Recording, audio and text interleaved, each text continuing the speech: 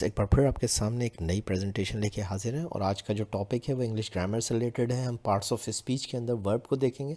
ठीक है जी, मैं हूं Mohammad Naufal Safan, belongs to sir Naufal's academy. अगर आपको मेरा वीडियो पसंद आ रहा है तो प्लीज़ लाइक और सब्सक्राइब ज़रूर कीजिएगा। चलते हैं टॉपिक की तरफ। देखिए, सबसे पहले तो वर्ब की डेफिनेशन देख लेते हैं और मैं इस प्रेजेंटेशन के आगाज़ में ही बता दूं कि मैंने ये जो पूरी प्रेजेंटेशन है ये रैन एंड मार्टिन की इंग्लिश कंपोजिशन की बुक है, उससे इंस्पायर होके और उससे कलेक्ट करके इसको बनाया है। ये वर्ब के हवाले से कि वर्ब दरअसल पहले तो दो हिस्सों में डिवाइड हो जाता है, एक तो फाइनाइट के अंदर और दूसरा नॉन फाइनाइट वर्ब्स के अंदर। कहता है कि verb is a word that tells और assert something about a person और थिंग। अब देखिए, इसके अंदर हमने बचपन से जब इंग्लिश सीखी तो हमने देखा और सुना कि वर्ब एक्शन का नाम है, लेकिन जब आप रैन एंड मार्टिन को खोलते हैं तो रैन एंड मार्टिन के अंदर ये डेफिनेशन लिखी हुई है और वो बोलता है कि वर्ब दरअसल बताता है किसी चीज़ के बारे में। असर्ट कहते हैं किसी चीज़ को निकालना, किसी चीज़ को जाहिर करना, तो ये वर्ब वो असर्ट करता है अबाउट समथिंग। और याद रखिए, इंग्लिश ग्रामर के अंदर समथिंग हमेशा नाउन होता है और नाउन सेंटेंस के अंदर या तो सब्जेक्ट होता है या ऑब्जेक्ट होता है। तो आपको पता चल रहा है कि वर्ब सब्जेक्ट या ऑब्जेक्ट को जो रिलेट करता है उसी को रेफ़र करता है और उसी को ही कॉम्प्लीमेंट करता है।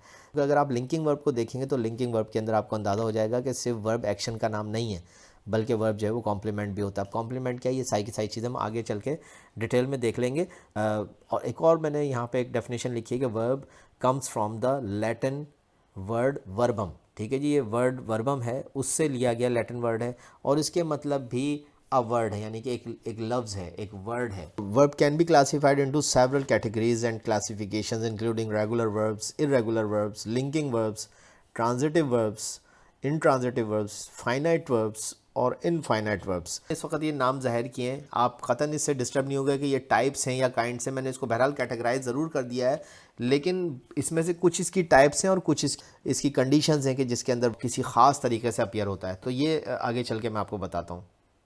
देखिए, ये एक चार्ट है जिससे आपको बहुत ज़्यादा हेल्प मिलेगी ये वर्ब के हवाले से कि वर्ब दरअसल पहले तो दो हिस्सों में डिवाइड हो जाता है, एक तो फाइनाइट के अंदर और दूसरा नॉन फाइनाइट वर्ब्स के अंदर।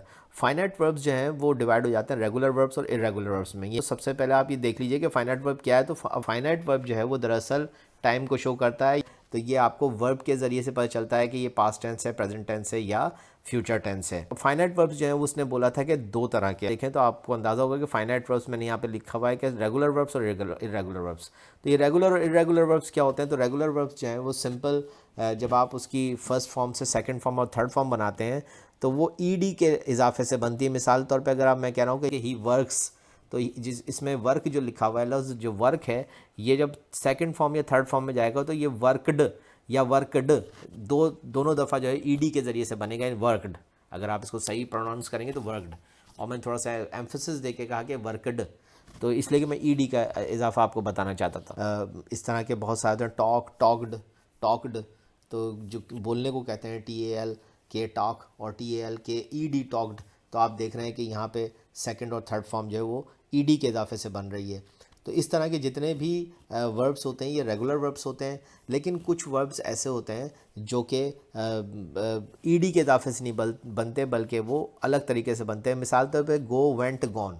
गो की सेकंड फॉर्म जो है वेंट और थर्ड फॉर्म जो है वो गॉन है।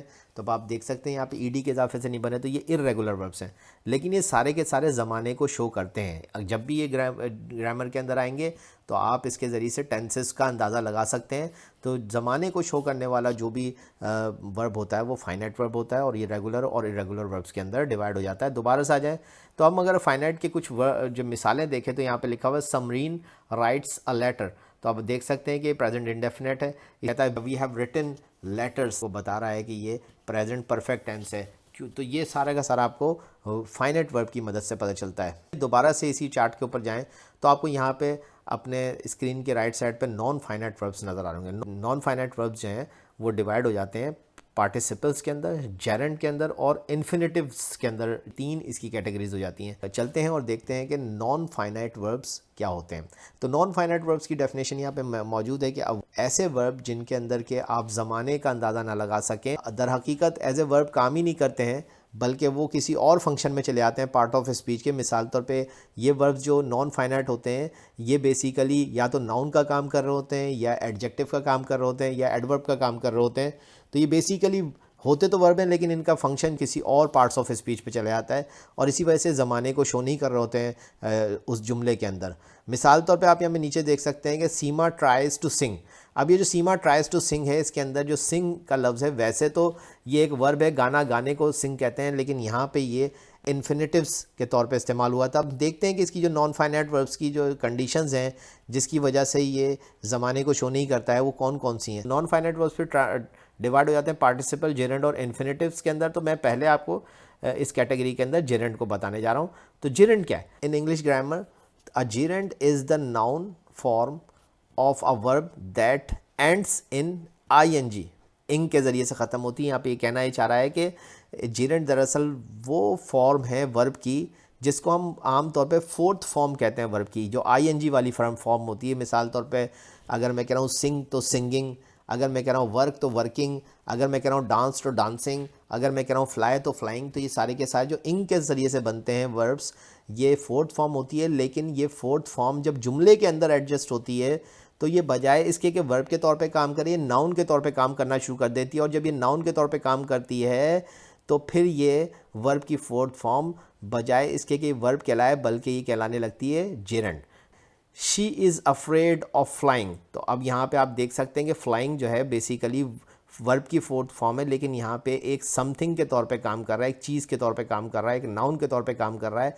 तो ऐसे वर्ब्स जो कि ing के इजाफे से नाउन बन जाते हैं, ये जेरेंड कहलाते हैं। She is afraid of flying, they are capable of doing hard work. यहाँ पे आप देख सकते हैं कि डूइंग जो है वो नाउन के तौर पे काम कर रहा है। इसी तरीके से what is participle in English grammar? याद रखिए कि पार्टिसिपल भी वर्ब की फॉर्म है, और वर्ब की कौन सी फॉर्म होती है? या तो पार्टिसिपल वर्ब की थर्ड फॉर्म होती है, या फिर अगेन ये वर्ब की जो है वो ing वाली फॉर्म होती है। लेकिन याद रखिए कि या तो ये वर्ब की थर्ड फॉर्म हो, या अगर ये ing वाली फॉर्म यानी कि फोर्थ फॉर्म हो, दोनों सूरतों में ये बेसिकली काम करेगा एडजेक्टिव का। बस आप ये जहन में रखिए कि जब वर्ब जो है वो एडजेक्टिव का काम करे तो पार्टिसिपल बन जाता है, और जब वर्ब जो है वो नाउन का काम करे तो जेरेंड बन जाता है।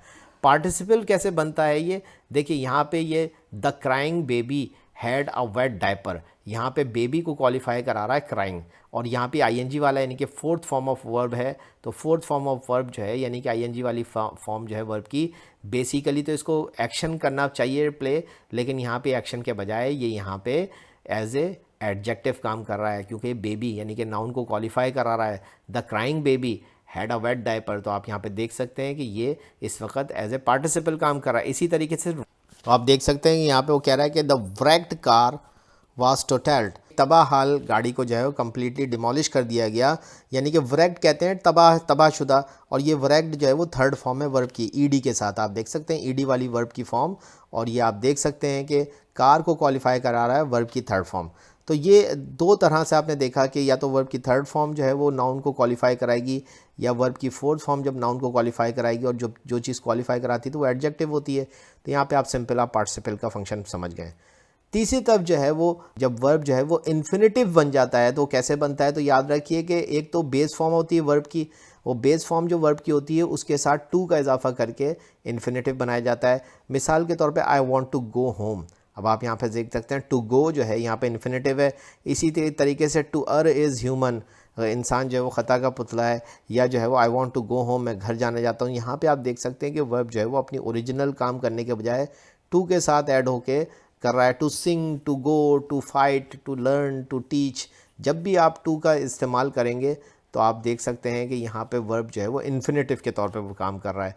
तो ये मेरी प्रेजेंटेशन थी। तो वर्ब की जो है वो मैंने आपको बताई फाइनाइट और नॉन फाइनाइट। फाइनाइट जो है वो एक नॉर्मल वर्ब है जो कि टेंसेस का जो है पूरा फंक्शन प्ले करता है, ज़माने को शो करता है। रेगुलर वर्ब्स होते हैं, इरेगुलर वर्ब्स होते हैं। रेगुलर वर्ब्स वो वर्ब होते हैं जो कि ईडी के साथ बनते हैं, और इरेगुलर वर्ब्स जो हैं वो ईडी के बजाय जो किसी भी तरीके से बन सकते हैं, जैसे मैंने आपको गो वेंट गॉन की एग्जांपल बताई। नॉन फाइनाइट वर्ब्स वो होते हैं जो कि दर हकीकत तो वर्ब होते हैं, लेकिन आईएनजी के इजाफे से या वर्ब की थर्ड फॉर्म के ज़रिए से बन रहे होते हैं, या फिर टू लगा के बन रहे होते हैं।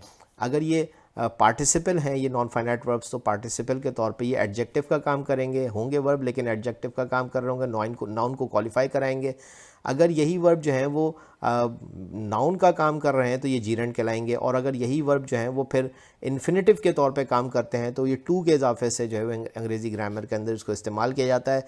तो ये मैंने आपको इस प्रेजेंटेशन के अंदर वर्ब की जो बुनियादी स्ट्रक्चर बताया। वर्ब का इसके अलावा भी जो है वो डिस्क्रिप्शंस हैं, वो आपको मैं आने वाली प्रेजेंटेशंस के अंदर बताऊँगा। Thank you very much.